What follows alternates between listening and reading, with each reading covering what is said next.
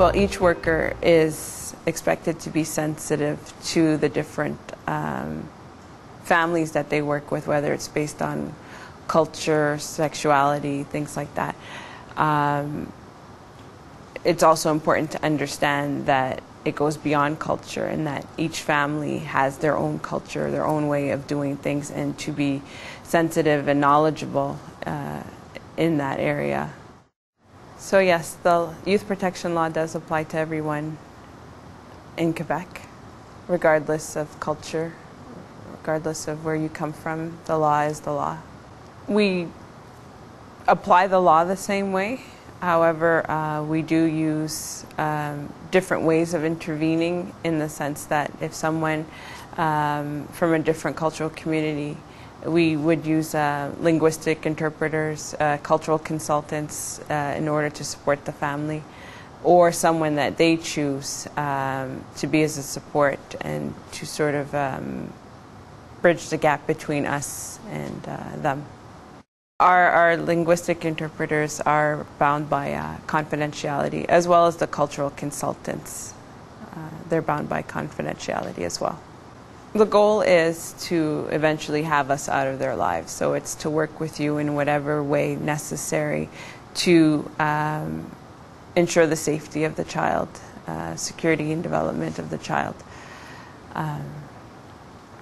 So each family is different. I think that's important to acknowledge. So whatever the family requires, we would address it. The law is the same, but to understand that not because someone is from a certain cultural community that that's just what we assume they do because they're from a certain cultural community. It's important to understand what they do in their family and not to always use the label of culture to try to explain why they do certain things. So how do we intervene with the law being the same? It's not easy.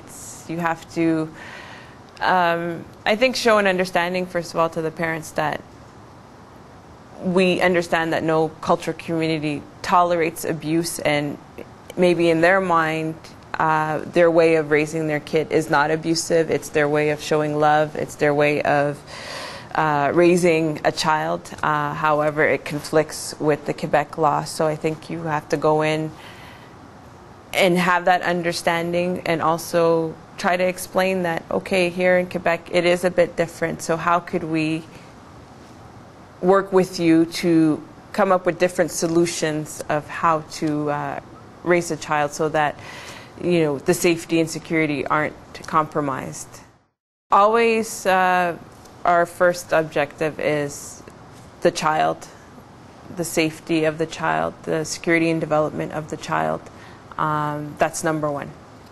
I always think of what it's like for the parent. You know, you can go into their home and take the child, so I think it's important for us to respect sort of the power that we represent, and that, you know, there might be different reactions because, you know, we're youth protection and we have the right to remove your child, always based on the safety of the child. But I think we do need to understand the power that we represent when dealing with these families in the community.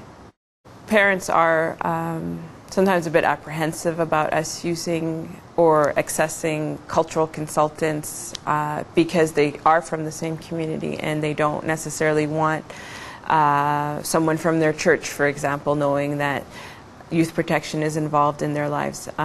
What's important to mention is that it's always the parent's choice. It's not something that we impose, it's something we offer. But it is their choice to say yes or no to this person, and they always have the choice of bringing in who they like. So it's not something that we impose. A worker does go into the home and evaluate the report that was given.